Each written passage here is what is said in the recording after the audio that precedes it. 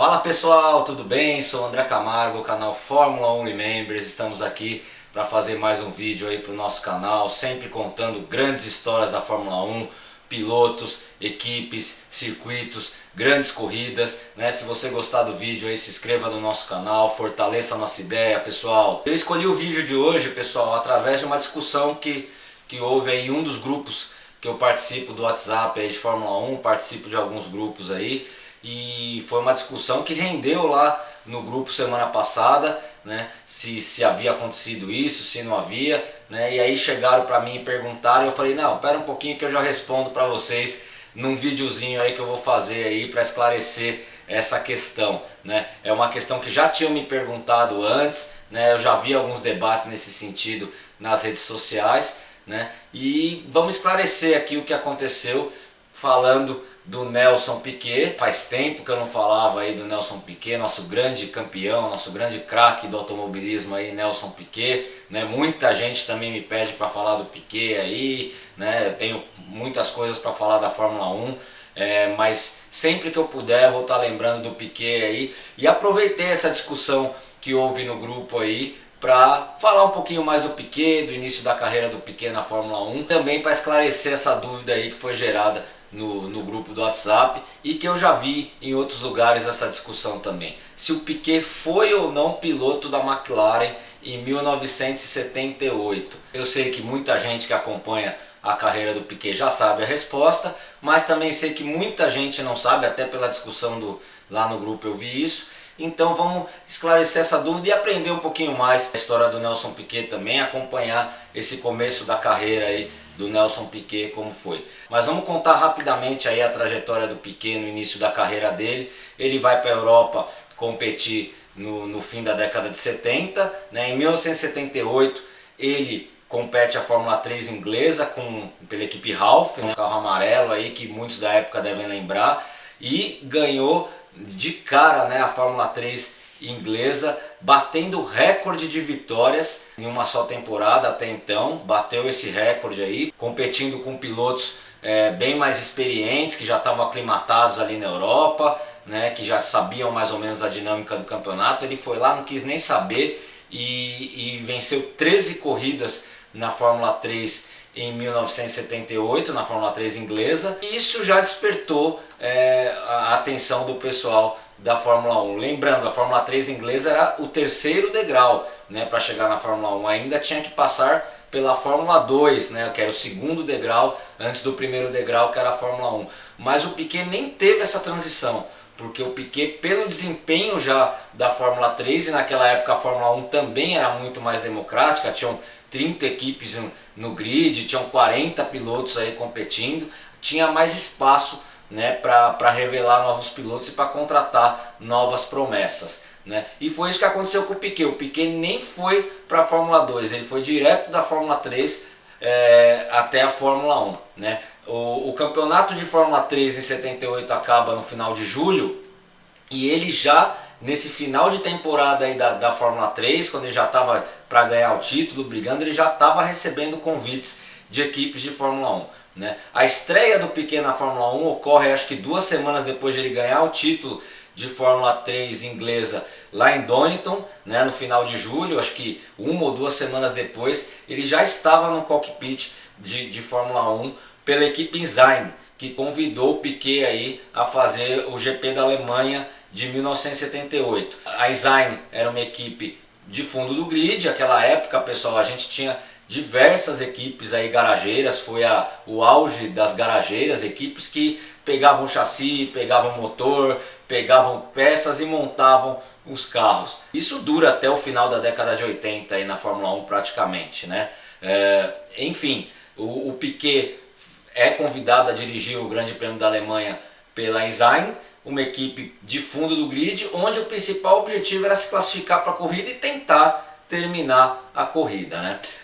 O Piquet cumpre esse objetivo, ele consegue largar pela Enzyme no GP da Alemanha em 20º lugar, roda 30 voltas aí com a Enzyme no GP da Alemanha, e na 30ª volta ele tem uma quebra mecânica aí e para, né? A colocação dele final foi 16º lugar, mas ele acaba abandonando com 30 e poucas voltas, mas saiu com a missão cumprida aí. Essas equipes de fundo do grid da década de 70, né, e a Ising está entre elas, eram equipes que a luta era para entrar na corrida, para se classificar. E o Piquet cumpre muito bem essa missão aí na sua estreia na Fórmula 1, né? E até mais, né? Ele vai andando até o carro aguentar aí. A gente sabe que naquela época os carros quebravam demais. E o Piquet anda 30 voltas aí, um pouquinho mais de 30 voltas com o Ising. E consegue aí, né, uma participação honrosa aí com a equipe se classificando.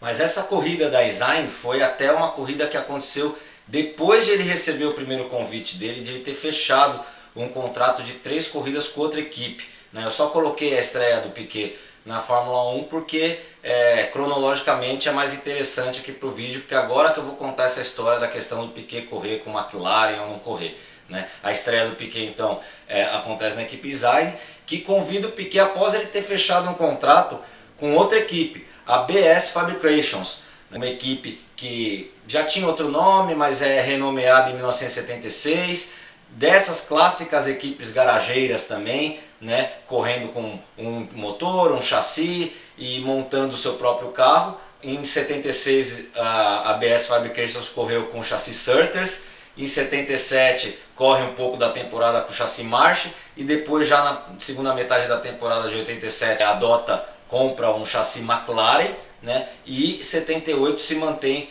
com o chassi McLaren de 1974, né? Por coincidência, o chassi que o Emerson foi campeão mundial em 1974 pela McLaren. Naquela época as equipes, como eu falei anteriormente, poderiam fazer isso, né? Por um precinho camarada aí, comprava o chassi antigo de uma construtora, uma chassi Lotus, chassi McLaren, chassi Surtees, né? E ia para a corrida para montar o carro, né? Com um chassi antigo de outra equipe, não precisava construir o chassi, né? E assim foi a maioria das equipes pequenas na década de 70, né? Então o chassi da BS Fabrications era o chassi McLaren de 74, 4 anos anteriores, ou seja, já bem defasado para a Fórmula 1 da época, mas que tinha sido campeão mundial pela McLaren, pela equipe McLaren oficial com o Emerson Fittipaldi, né? Essa é uma das grandes histórias aí do nosso vídeo. O Piquet praticamente estreou a segunda corrida dele, né? A partir da segunda corrida dele na Fórmula 1, ele correu 3 corridas aí pela BS Fabrications com o chassi do Emerson de 74, né? Que o Emerson foi campeão em 74. O que acontece aí? A BS Fabrications, muita gente falava, não, mas essa equipe era uma equipe B da McLaren, né? Não era uma equipe B, era uma outra equipe. A BS Fabrications foi fundada por um ex-mecânico da Lotus, o Bob Sparshott, então não tinha nada a ver com a equipe McLaren, essa equipe B da McLaren, ela apenas utilizava o chassi McLaren de 4 anos anteriores. Então o Piquet entra na BS Fabrications, muitos dizem que ele teve que dar uma grana lá para entrar, como a maioria dos pilotos naquela época. Niki Lauda foi piloto pagante no seu início, Piquet teve que dar uma grana para a BS Fabrications. Enfim, era muito difícil naquela época você já chegar na Fórmula 1 com um contrato, ainda mais vindo direto da Fórmula 3, né? Mas o que importava naquela época era o cara estar no circo e era o cara ser convidado. E o Piquet em 78 já estava sendo convidado, já estava sendo sondado por várias equipes aí, mesmo nem entrando na Fórmula 2, né? Então o Piquet acerta um contrato aí com essa equipe BS Fabrications, com o chassi McLaren, né? Para correr GP da Áustria, GP da Holanda e GP da Itália, né? E igual a Ising na corrida anterior no GP da Alemanha que ele fez a estreia, a missão do Piquet era basicamente se classificar para a corrida, né? Porque naquela época eram 35, 40 pilotos disputando aí, às vezes um pouco menos, às vezes um pouco mais, porque tinha equipes que disputavam só determinadas corridas, mas em média aí 30 e poucos pilotos disputando 24, 27, porque era uma outra coisa da época também, as corridas não tinham vagas fixas, dependendo do circuito, da direção de prova, eram liberadas tantas vagas. Então tinha GP que tinha 24 que largavam, tinha GP que tinha 27, tinha GP que tinha 20, né? Dependeria muito da corrida, né? Então a missão era essa para o Piquet, pegar esse carro aí da BS Fabrications com um chassi 4 anos antigo aí e classificar e tentar fazer alguns resultados aí. Ele consegue, né,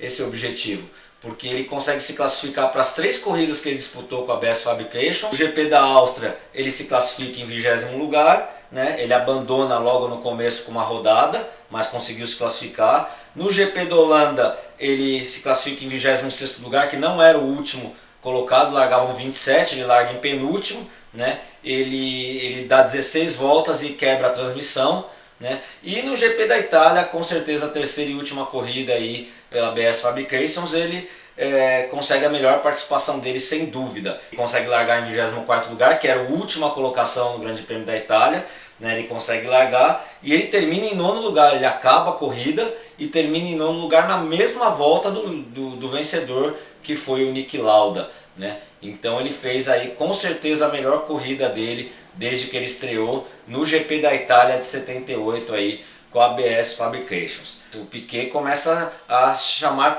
a atenção, né, do mundo da Fórmula 1, dos chefes de equipe, dos engenheiros, enfim, né, e começa a ter propostas aí. A ideia do Piquet inclusive nem era correr Fórmula 1 em 79, era correr a Fórmula 2 ainda em 79, ele queria ter uma equipe dele, correr pela equipe dele e tal, fazer o nome aí da equipe dele e dele mesmo, só que não deu nem tempo para o cara pensar nisso, porque após essas 3 corridas com a BS Fabrications e com esse último grande prêmio aí da Itália, que ele foi muito bem, as condições do carro e de tudo mais, né, ele começou a receber convites de equipes. Aí recebeu o convite da ATS, recebeu o convite da própria BS Fabrications para ficar, né, recebeu o convite da Surtees, né, só que o melhor dos convites veio após o GP dos Estados Unidos, né, porque teve o Grande Prêmio da Itália, que era a antepenúltima prova, depois Estados Unidos, que o Piquet não correu, né, ele tinha acabado o contrato das 3 corridas pela BS Fabrications,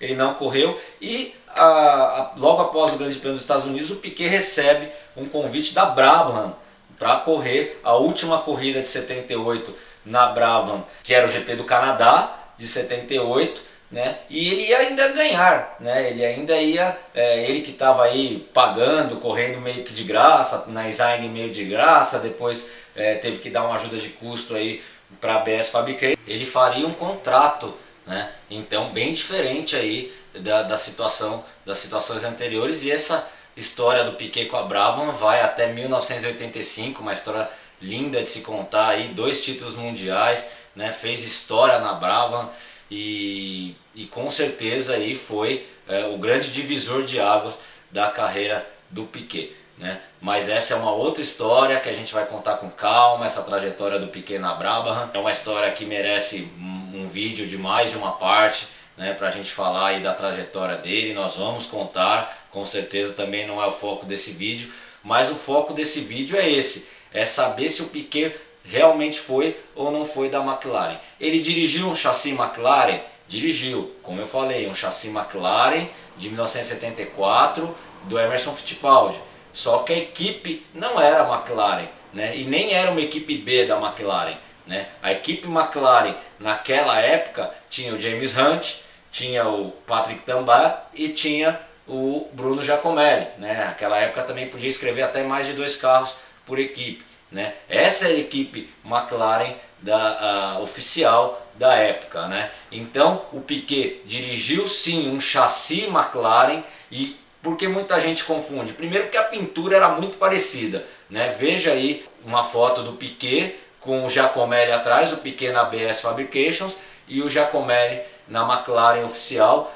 Os patrocínios eram o mesmo, então o carro parecia realmente um McLaren. O chassi era sim McLaren, mas a equipe não era a equipe McLaren oficial, né? Então o Piquet nunca chegou a dirigir pela equipe McLaren oficial, e sim dirigiu pela equipe BS Fabrications, que era uma equipe de garagem que utilizava chassis de outras construtoras, né, e que em 1978 estava utilizando, né, o chassi McLaren de 1974. Né? Mas mesmo assim uma grande experiência para o Nelson Piquet, e claro, com a pintura do carro e tudo mais, muita gente se confundiu. mas é isso que eu queria esclarecer para vocês, pessoal. O Piquet até teve algumas oportunidades de ir para a McLaren ao longo da vida dele, mas também essas são outras histórias para a gente contar depois. Tá bom, pessoal? Espero que vocês tenham gostado. Se vocês gostaram, se inscreva no nosso canal, fortaleça a nossa ideia. Estamos crescendo aos poucos aí. Temos uma página no Facebook, www.facebook.com/f1remembers, Instagram nosso, @f1remembers. E estaremos aqui sempre contando as histórias da Fórmula 1. Não esqueci da parte 2 dos pilotos que faleceram na década de 80. Se inscreva aí para pegar esse vídeo aí na hora que ele sair, né? E vamos estar sempre aqui contando as grandes histórias da Fórmula 1, os grandes momentos dessa categoria aí, que é a paixão de muita gente. Tá bom, pessoal? Um grande abraço e obrigado pela atenção.